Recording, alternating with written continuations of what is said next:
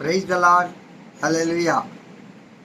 ప్రభు అయిన యేసుక్రీస్తునామం పేరిట మీ అందరికీ శుభోదయం. ప్రియ దేవుని బిడ్డలారా, 21వ తేదీ 10వ నెల 25వ సంవత్సరంలో ఆ ప్రభు సన్నిధిలో మనం అందరం చేరి ఉన్నాం.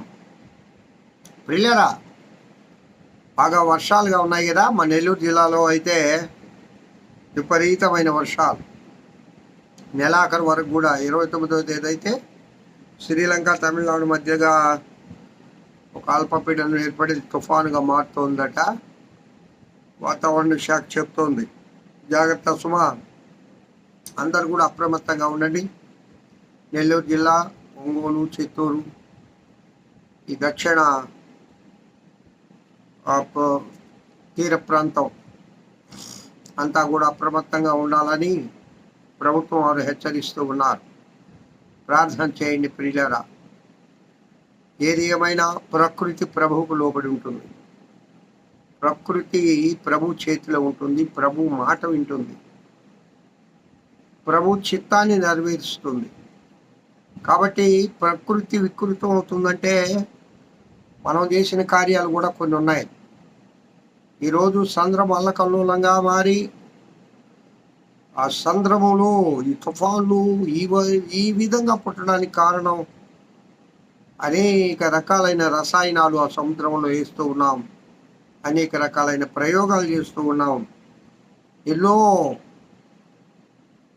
విషయాలు సముద్రంలో అల్లకొల్లం కావడానికి మానవుడే కారణం, మనమే కదా. కాబట్టి సముద్రం కూడా వికృత రూపం దాల్చి ఈ యొక్క అలల రూపేణ భూమిని మింగేస్తుంది. అవును ప్రియులారా, సముద్రం అట ఒకప్పుడు భూ విస్తీర్ణం ఎక్కువగా ఉండేది. రాను రాను ఈ భూ విస్తీర్ణం తగ్గిపోయి నీరు ఆక్రమించేసుకుంటూ ఉన్నాయి. అంటే అగాధ జలముల పైన దేవుని ఆత్మ అల్లలాడుచుండెను అని ఆదికాండంలో చెప్పబడిన రీతిగా రాబో దినాల్లో అసలు భూమి మిగులుతుందా అని కూడా ఒక ఆశ్చర్యం ఉండదు కదా. దేవుడు చెప్పాడు. ప్రకటన గ్రంథాన్ని చూసినప్పుడు ఒక క్రొత్త భూమి, క్రొత్త ఆకాశాన్ని దేవుడు మరలా సృష్టించబోతున్నాడంటే ఇది లయమైపోవాలి కదా. ఇది లయమైపోవాలి ప్రియులారా. ఎందుకనగా ఇది దేవుని కార్యము. దేవుని గ్రంథములో, జీవ గ్రంథంలో రాయబడిన విషయాలు ఇవి. జాగ్రత్త సుమా. మానవుడు అనుకుంటూ ఉన్నాడు, నేను చాలా జ్ఞానవంతుణ్ణి, ఐ హ్యావ్ ఏ నాలెడ్జ్. ఇదిగో నేను ఇది కనిపెట్టాను, అది కనిపెట్టాను, అది చేశాను. ఏమి చేసావు రా బాబు? అన్ని కనిపెట్టావు, సముద్రంలో ప్రయోగాలు చేస్తున్నావు. ఈరోజు సముద్రమే వికృతి రూపం దాలిస్తే మనం గడగడలాడిపోవాల్సి ఉంది కదా.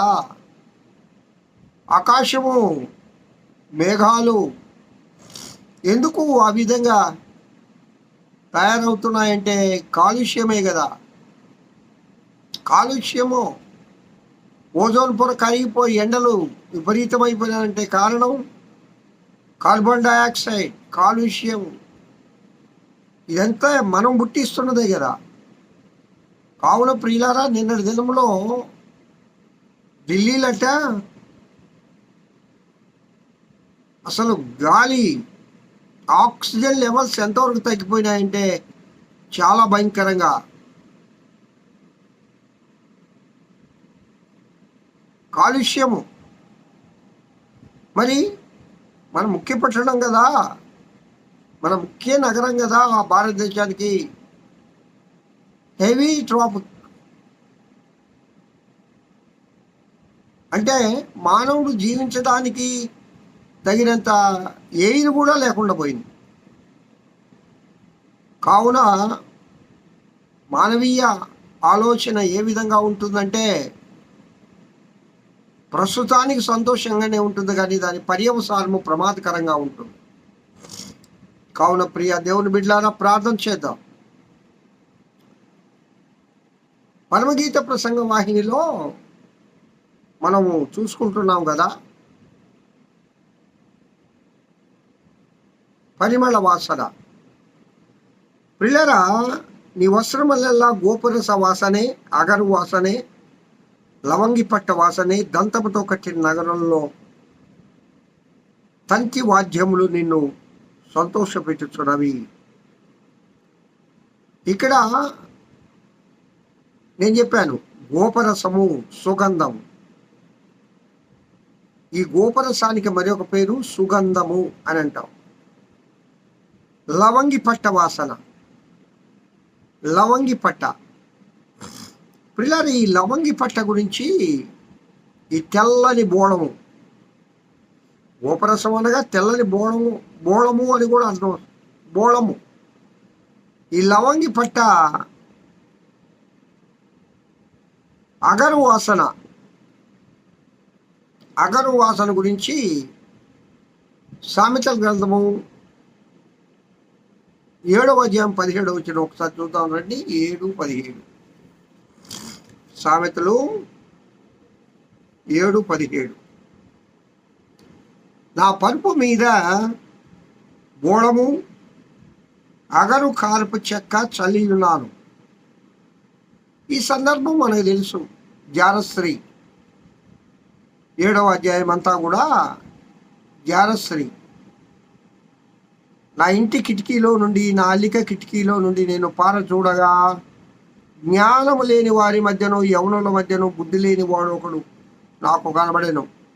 అంటే ఈ జారస్త్రీ దగ్గరికి పోయే వాళ్ళందరూ బుద్ధి లేని వాళ్ళే కదా.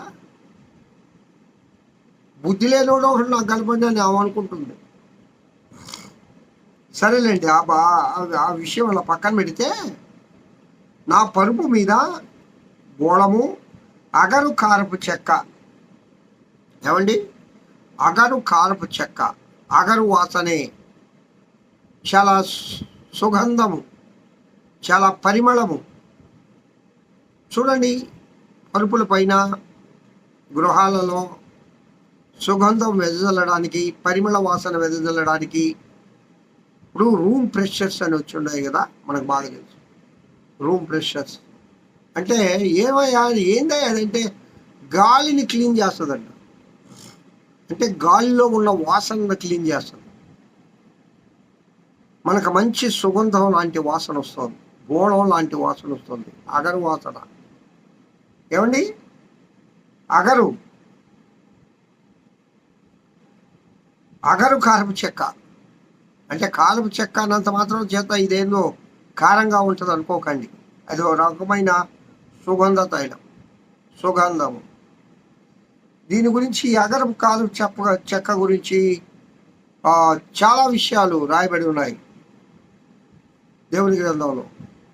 ముఖ్యంగా సొలొమోను మహారాజు గారు ఈ సుగంధ తైలము, పరిమళ తైలము గురించి, ఈ పరిమళ వాసన, సుగంధము, బోళము, అగరు, ఈ యొక్క పరిమళ ద్రవ్యముల గురించి రాశారు. మరి ముఖ్యంగా సొలొమోను కంటే ముందుగా లేవియా కాండంలో ఆ యొక్క ప్రత్యక్ష గుడారం, ప్రత్యక్ష గుడారం. ప్రియులారా, ఓ చిన్న మాట చెప్పనా, మన ప్రియులైన గౌరవనీయులైన దేవ సేవకులు జాన్ వెస్లీ అన్న ప్రతి సంవత్సరం యెరూషలేము యాత్రకు వెళ్తుంటారు కదా. వెళ్ళడమే కాదండి, అన్నలో ఉండే ప్రత్యేకత ఏంటంటే అక్కడ చూసిన అన్ని యూట్యూబ్లో మనకు పెడతాడు. ఏమంటే ప్రత్యక్ష గుడారం చూడ్డానికి వెళ్తాడు. ఆ ప్రత్యక్ష గుడారం మందస్సు మీద మోకాళ్ళుని ప్రార్థన చేస్తాడు, కరుణాపీఠం మీద ప్రార్థన చేస్తాడు. నిజంగా ఆ దృశ్యం చూస్తూ ఉంటే ఒళ్ళు గగర్ పొడుస్తుంది. ప్రత్యక్ష గుడారం మోషే గారికి ఆ దేవదేవుడు చెప్పిన కొలతలు, దాని నమూనా. ఏమండి, అది కాదు కానీ దాని నమూనా. అక్కడ ఉండే దీపస్తంభము, గంగాళము, సముఖపు బల్ల రొట్టె, అన్నీ సేమ్. యొక్క దేవుడు ఏమైతే చెప్పాడో ఆ ఉపకరణాలన్నీ కూడా నమూనా తయారు చేసి అక్కడ ఉంచితే అందరూ వెళ్ళి మరి ఒకసారి చూసి అక్కడ ప్రార్థన చేసి దేవుని స్తుతిస్తూ వస్తూ ఉన్నారు. కాబట్టి ప్రియులారా, అక్కడ ఆ యొక్క ప్రత్యక్ష గుడారంలో వాడే సుగంధ తైలము, సుగంధ మేళకుడు అక్కడ ఆ సుగంధ తైలము, ఆ పరిమళ తైలము ఏమంటే ఆ కొమ్ములో పోసే ఆ యొక్క పరిమళము అది తయారు చేయడానికి మేళకుడు ఉంటాడు. వాడిని అతన్ని టెక్నీషియన్, ఆ మేళకుడు మాత్రమే తయారు చేస్తాడు. కాబట్టి అక్కడ లేవియా కాండం నుంచే పాత నిబంధన గ్రంథంలోనే ఈ పరిమళ సువాసనకు ప్రత్యేకత ఉంది. సుగంధ ద్రవ్యాలన్నీ కూడా పూర్వకాలంలో యేసేపును కూడా ఆ ఐగుప్తీయులు వాళ్ళు ఆ దేశానికి వెళ్ళి సుగంధ ద్రవ్యాలు తీసుకొని ఐగుప్తు దేశానికి వస్తూ ఉన్నారు యాత్రికులు. వాళ్ళు యేసేపును కొనుక్కొని వెళ్తారు, యేసేపును వాళ్ళకి అమ్మేస్తారు అన్నదమ్ము. కాబట్టి ఈ విషయాల మీద మనం ధ్యానం చేస్తూ ఉన్నప్పుడు ఎంత మధురంగా ఉంటుంది, ఎంత మధురంగా ఉంటుంది. నా పరుపు మీద బోళము అగరు కార్మిక చలి ఉన్నాను. ఈ అగరు గురించి ఇంకా బైబిల్ గ్రంథంలో ఎక్కడెక్కడ రాయబడి ఉందో రేపటి దినము కూడా ఈ ద్రవ్యం గురించి, పరిమళ ద్రవ్యం గురించి రేపటి దినం కూడా ధ్యానం చేసుకుందాం. దేవుడి వాక్యం దీవించుగాక. ప్రియులారా, ఎందుకు ఈ విధంగా మనం తెలుసుకుంటున్నామంటే దేవునికి పరిమళ సువాసన కలిగిన జీవితం మనలో ఉండాలి. ప్రభు కోరిన ఆ సువాసన మనలో రావాలి. మన ప్రియునికి మనం పరిమళ తైలం వలె ఉండాలి, సుగంధ తైలం వలె ఉండాలి. అగరు వాసన, గోపరసం, బోళం, ఈ సుగంధ తైలములన్నీ కూడా, ఈ ద్రవ్యములన్నీ కూడా మేళవించి మన ప్రియుని ఎదుట వెదజల్లాలి. ఆ ప్రభు వారు ఆంగ్రాణించాలి. అంటే మన ప్రవర్తన ఒక మంచి పేరు, సుగంధ తైలం కంటే మంచి పేరు మేలు. పరమజ్ఞాని అయిన సొలొమోను గారు చెప్తారు, ఒక మంచి పేరు, మంచి ప్రవర్తన, సుప్రవర్తన కలిగి మన ప్రభువును సంతోషపెట్టడము కాక. హల్లెలూయా. దేవుడి వాక్యము దీవించి ఆశీర్వదించను కాక. రేపటి దినం మరలా ధ్యానం చేసుకుందాం. మహోన్నతుడా స్తోత్రం. ఈ వాక్యం వింటున్న బిడ్డలందరినీ దీవించి ఆశీర్వదించమని యేసు నామమున పేట వేడుకొంచున్నాను తండ్రి. Amen. Have a good day. ఈ దినమంతా ఆ దేవదేవుని కృపాక్షేమములే మీ వెంట వచ్చును గాక. హల్లెలూయా.